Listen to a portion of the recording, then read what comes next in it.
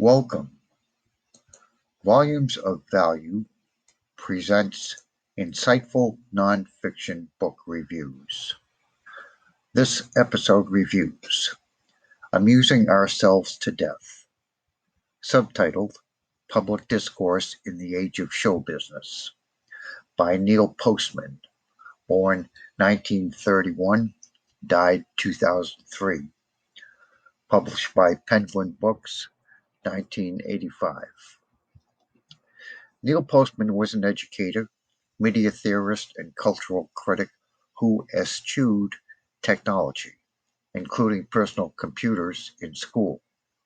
He authored 20 books regarding technology and education.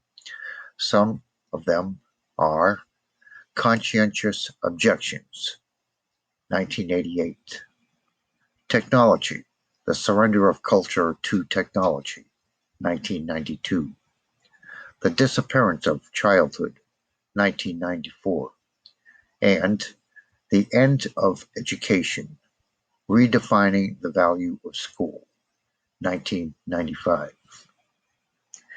Dean Abbott, in his article titled Amusing Ourselves to Death by Neil Postman, a review, dated March 23, 2015, published at www.patheos.com.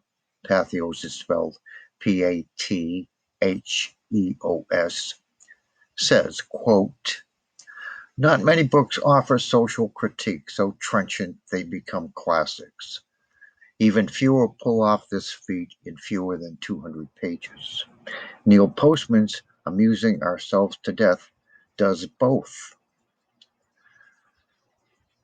The book remains relevant 30 years after its initial publication. At the heart of its argument is the claim that television has radically altered every aspect of American life for the worse. Television, Postman claims, has changed religion, politics, and culture by rendering them little more than entertainment. Or rather, television has changed Americans by causing us to expect every aspect of life to be a source of entertainment. Postman is right about this, but he's also right about his secondary claim. American culture has been changed, he argues, because the people who inhabit it have been changed. Television, he claims, has changed the very nature of our minds. End quote. Andrew Spencer at www.ethicsandculture.com says, quote, "Neil Postman's classic book, Amusing Ourselves to Death, Public Discourse in an Age of Show Business, is an assessment of the shifts in Western culture since the advent of modern communication technologies. This is the sort of book that was prophetic in its day and, although somewhat dated, still communicates significant warnings to readers now." End quote. Ali Rada says, quote, "Orwell warns that we will be overcome by an externally imposed oppression.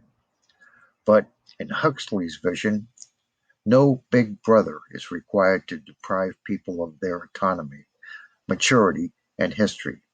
As he saw it, people will come to love their oppression, to adore the technologies that undo their capacities to think. What Orwell feared were those who would ban books. What Huxley feared was that there would be no reason to ban a book, for there would be no one who wanted to read one. Orwell feared those who would deprive us of information. Huxley feared those who would give us so much that we would be reduced to passivity and egoism. Orwell feared that the truth would be concealed from us. Huxley feared the truth would be drowned in a sea of irrelevance. Orwell feared we would become a captive culture.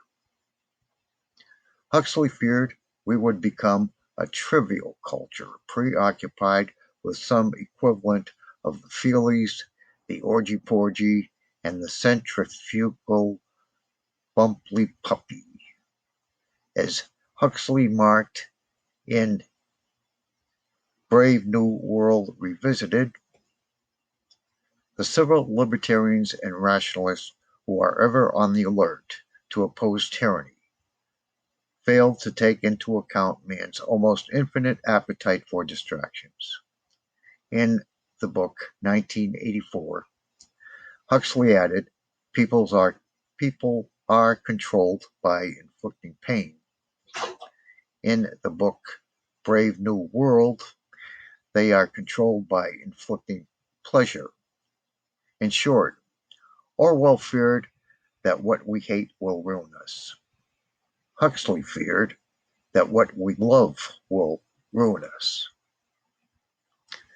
This book is about the possibility that Huxley, not Orwell, was right. End quote. This book's popularity is demonstrated in the fact that its Amazon rank is number 4 in the television history and criticism category. There, customer reviews rate it 4 out of 5 stars. It is rated with 1,426 ratings. We end this episode and declare writing is revolutionary. For more than 5,000 years, the information density and format efficiency of the written record is the gold standard for information.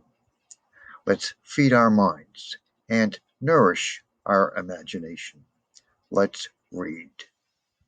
Please like, share, and subscribe to Volumes of Value.